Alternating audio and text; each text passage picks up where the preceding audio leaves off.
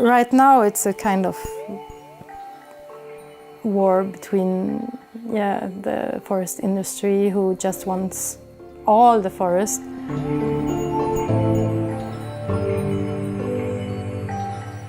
We have more trees than ever before, but forest to me is not a couple of trees, it's like an ecosystem.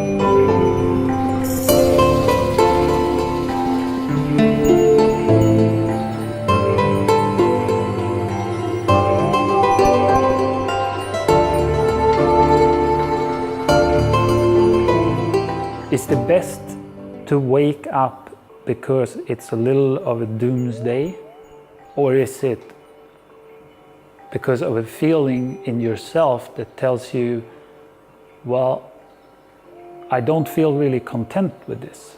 You know, I have all the stuff. I have a brand new car and I have a fancy house and everything, but I don't really get so stimulated in my everyday life. So I want to find something else. I would like to see maybe that more, to find that, you know, grow your own vegetables. Of course it's work, but it's such a happiness when you go and harvest and you cook these things that just kind of just pops out of this earth. You know, it's like a big gift.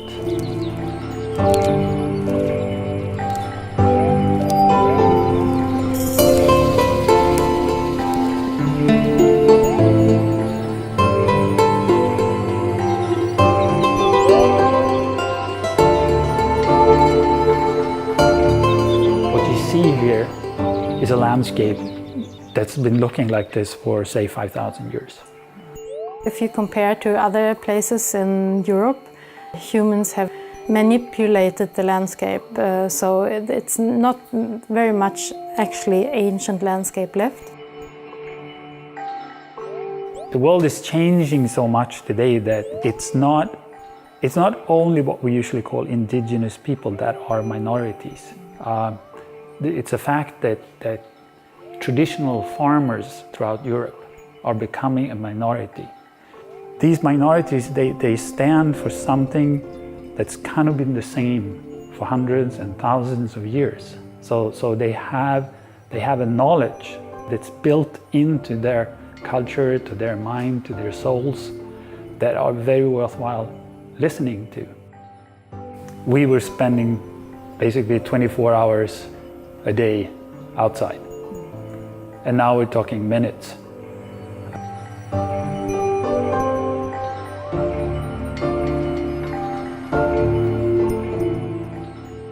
Unfortunately, there are few people who actually realize that it's no difference to like rainforest in South America.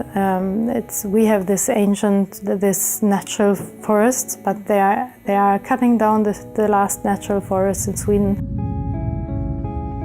People are not aware of the forest situation, and since the 50s they've been cutting down 1% of the forest, which means that now 60% or more actually of the forest is now tree plantations, and before they've also been cutting down forests, so it's maybe like 20% of natural forest left, and it's only 4% of the whole forest in Sweden that has some kind of protection, which is nothing really. What they teach the children at school is that the life cycle of a forest is about 100 years. It starts with planting the spruce tree, and then after 100 years or 80 years you cut them down, and then the cycle starts again. But actually, I mean, spruce trees can be many hundred years old, and then after they die it's still part of the cycle, because the dead wood, there are many insects and birds, for example, that need this old dead wood, and also huge trees for making nests. I am totally sure that all the trees communicate with each other through the roots and the mycorrhiza, and it's not like this is one tree and here you have another tree.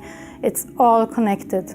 So even if you try, for example, to plant a tree on a new place where this tree hasn't been before and it lacks this natural mycorrhiza, this tree will not have the same possibility to grow and be healthy.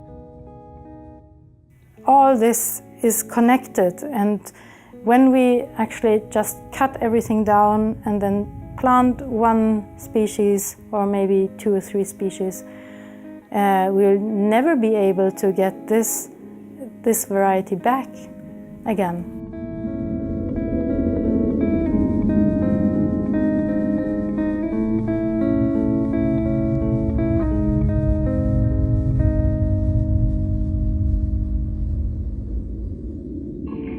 We try and as much as possible turn something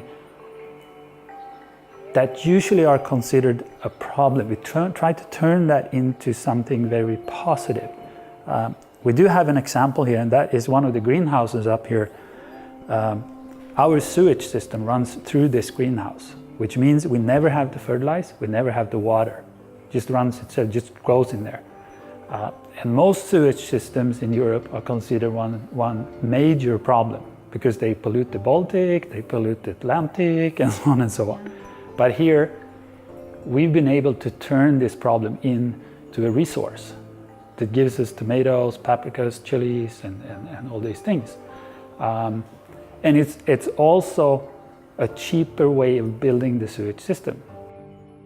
We like when the wood age naturally. It becomes very beautiful, this grayish color. And also, a house looks different in what direction the wall is facing. If it's facing south, east, west, or north, you get different grayish color, and some of the walls, they go more golden brown if the resin in the wood is cooked by the sun. But also, it's a matter of, if you've painted, you're going to have to scrape and repaint every so often. 10 years, 5 years, 20 years, depending on the color, which means that's a lot of work. You don't have to do that work because the house just ages with beauty. Because there's few things that look so shabby as falling off paint. But then what people usually then say is but then the house is going to start rotting, and it's actually the opposite. Most paints make the wood rot. So it's actually better to not paint. So what we actually have been doing since we moved here is to just follow our heart and do things we like to do. So Håkan has been teacher in survival and hunting and fishing and things like that.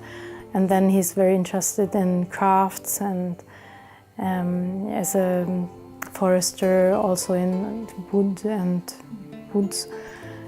And I'm, as a biologist, interested in, of course, nature, but also edible plants and medicinal plants and whatever you can use plants for, actually. Ulrika came across what's called artist in residence, which is very common abroad, not so very common in Sweden.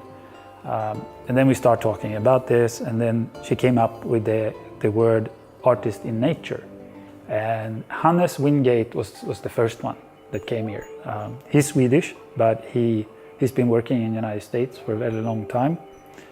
And he's been making these nests all around, from London to LA to different places, as like a statement. He kind of had this idea of, like the birds, that they basically take scrap material and they create this nest, this beautiful nest that is so perfect that it can bring out life.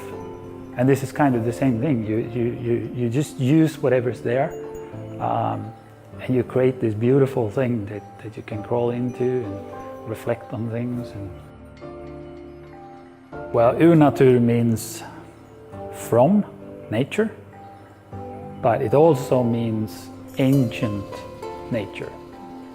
Or inspired by nature. But then actually we had a third meaning to it, and that came up through a guest who was here working with computers, and he said, "Oh, no, I read it totally natural, like you are nature." And it's like, yeah, it's even better. It's so good. That's what it's all about. I think the ecotourism is the future for Sweden. It would be, but they haven't seen it yet. And also when people come here with their kids, many are so afraid that there will be nothing to do. But it's so interesting to just see the kids. They don't need anything. They just, they are so satisfied with what just nature gives them here. That's also something that we try to tell our guests.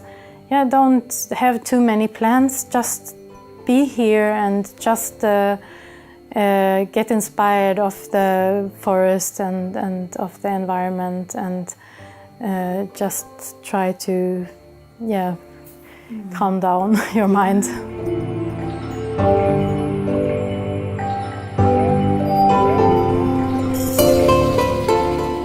Urnatur is like a big playground for adults and for children. If we can get people to have a little more of this feeling that we're part of this planet, we're one of thousands and thousands and thousands of species on this planet. We're part of something that's very, very big, very complex, and part of a whole big picture. If I take down 100% of my forest, and what will the coming generations have and live off? We own the farm, but actually we live here together with at least, we know, 800 species. Probably they are twice as much, at least. We are just a part of nature. Remember that nature has no voice. People are always put as the head of everything. We decide about everything, but actually if we actually succeed to destroy nature, then we will not be able to live on this planet for much longer either. We're not trying to create like an old homestead or like a Viking age village or something. This is more like a collection of houses, or you could call it a village that's more connected to the whole planet.